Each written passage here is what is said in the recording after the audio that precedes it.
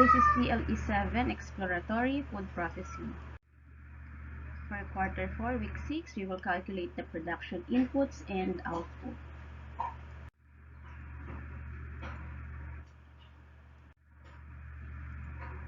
What you should know. Compute for the percentage equivalence of actual spoilage and rejects. So expect that you will have computation. Calculate the percentage of actual yields and recoveries according to enterprise requirements. So we will calculate po ilan po ba yung yield or magiging quantity ng inyo pong finished product. And record calculated data according to enterprise requirements. So what you should learn? First is to compute for the percentage equivalence of actual spoilage and rejects.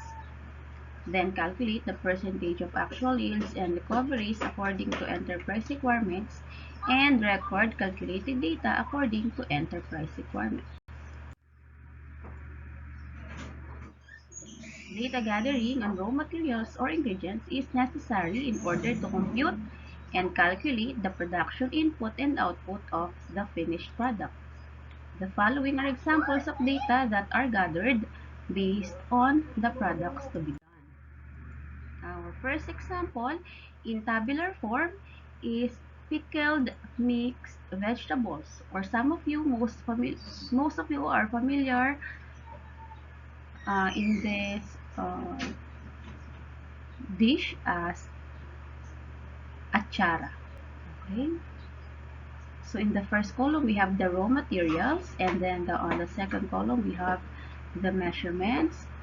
On the bottom, you will see the yield, then a question mark, meaning we will be looking for the yield of this product by calculating the measurement of the raw materials. We will do this later. Another example is mango jam. So in the first column, we have the raw materials, and then the second column is the measurement. Again, at the bottom, we have yield and a question mark. So we will be calculating how many finished product can we make, can we produce based on the measurement of these raw materials. First, let us identify the spoilage or rejects na ma-encounter nyo when preparing a product. For example, this mango jam. So not the whole mango will be included in preparing a mango jam, right? So meron po diyang mga spoilage or rejects, like, of course, the mango peeling, or yung balat ng mangga, and mango seed. Of course, this will not be included in your mango jam, only the meat, right?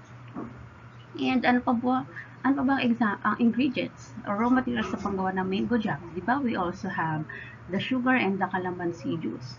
Okay? Of course, sa sugar, kasama po talaga siya sa finished product. How about sa calamansi? Diba? Ang kailangan lang natin is calamansi juice.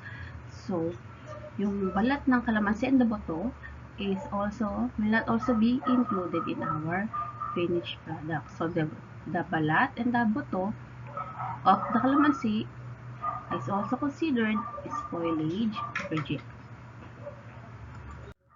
Next.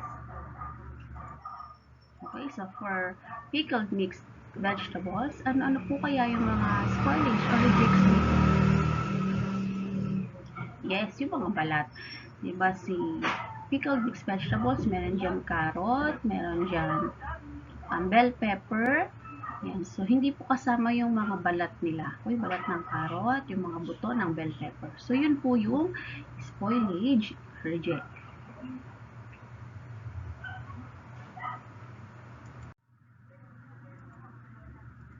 Next, smoked fish. Okay, so this is bangus, milk fish or bangus. Ano naman po kaya ang spoilage rejects sa pag-prepare ng smoked fish? Alright, it is the gills or hasak. Of course, hindi natin ito gustong kainin at tinatanggal po talaga to as part of cleaning the fish. Hindi po siya kasama dyan. So, ito yung spoilage reject dyan. Kung ang gagawin nyo po ay boneless bangus, then yung mga tinik is spoilage reject po. Okay, so kanina nabanggit natin si yield. Ano po ba si yield? Okay, so this refers to the number of finished products after computing for the production output and input. Okay? Yield ang tawag doon. Ilan po ba yung finished product na magagawa nyo after nyo makompute ang production output and input?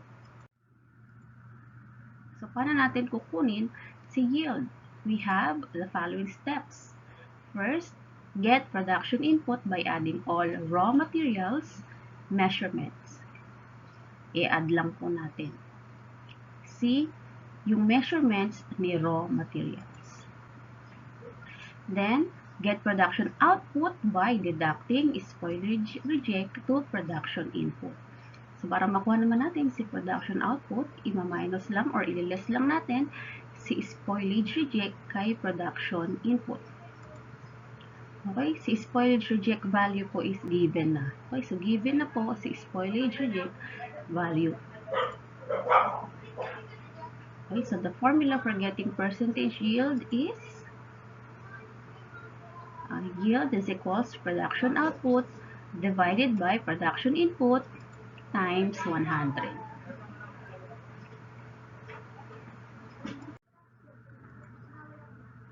Okay, so let us do the learning task 1. So prepare pen and paper, write your name section and the date today.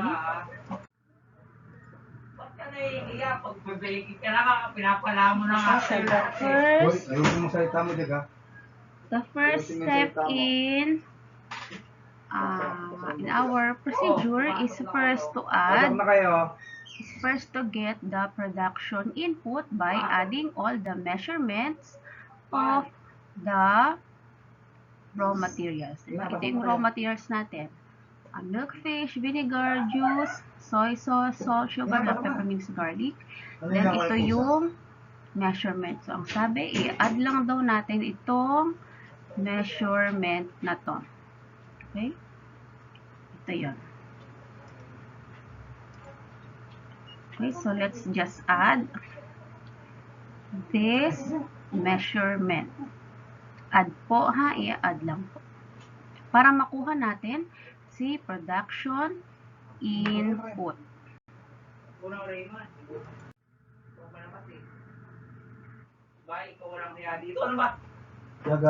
mo, ayusin mo ha. Ayusin mo. Okay. So, nakatama po ba? Dapat ang makukuha niyo po is 1,680 grams. That is your production input.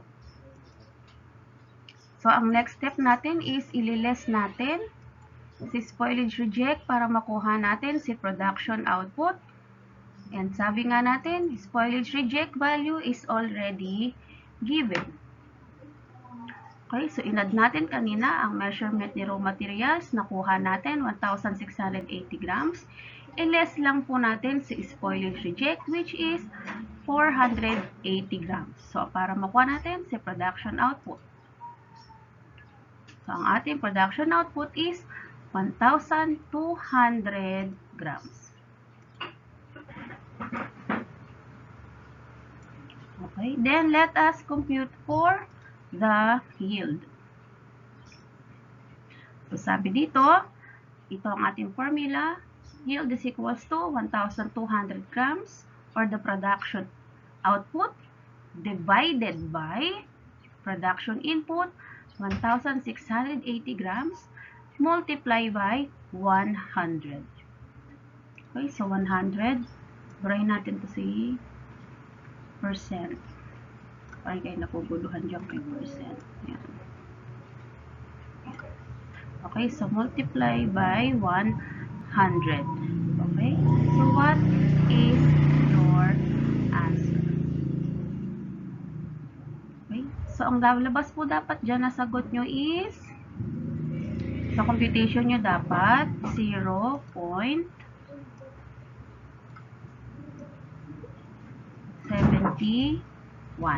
Then, i-multiply natin yan sa 100. So, dapat po, ang sagot nyo dyan ay 71. Okay, so yun po ang inyong yield for 71 grams. So, that is your final answer. Naintindihan po? Next. So, for learning task 2, you will recognize if the following are reject or should be included in the finished product. So, just write reject or included on your paper. Pag sinabi natin reject, diba? Hindi yan kasama sa finished product. Then, when we say included, dapat kasama sa finished product. Okay, so for number 1, intestinal organ of fish. Reject ba to or kasama ba to dapat sa finished product? Ito po yung mga bituka, hasang ng isda.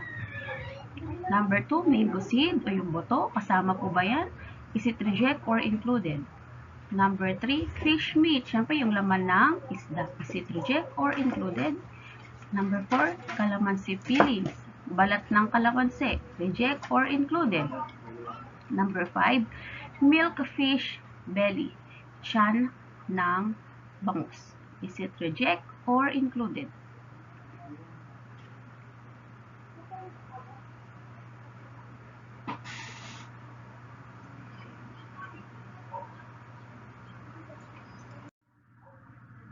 Next, number 6 to 10.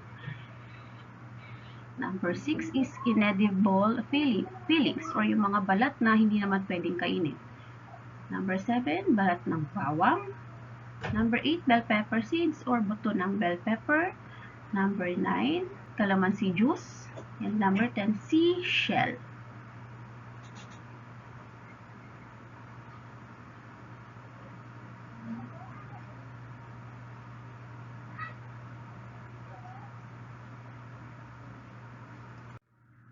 Okay, and that's it.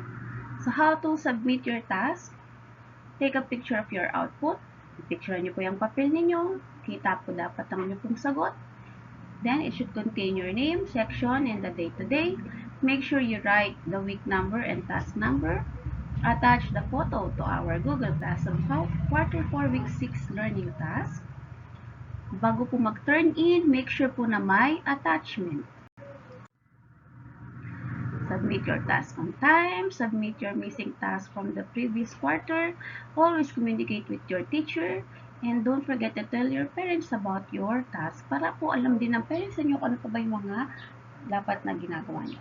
And always follow safety protocol. So these reminders are from your dear Mom Mary. Stay safe, everyone.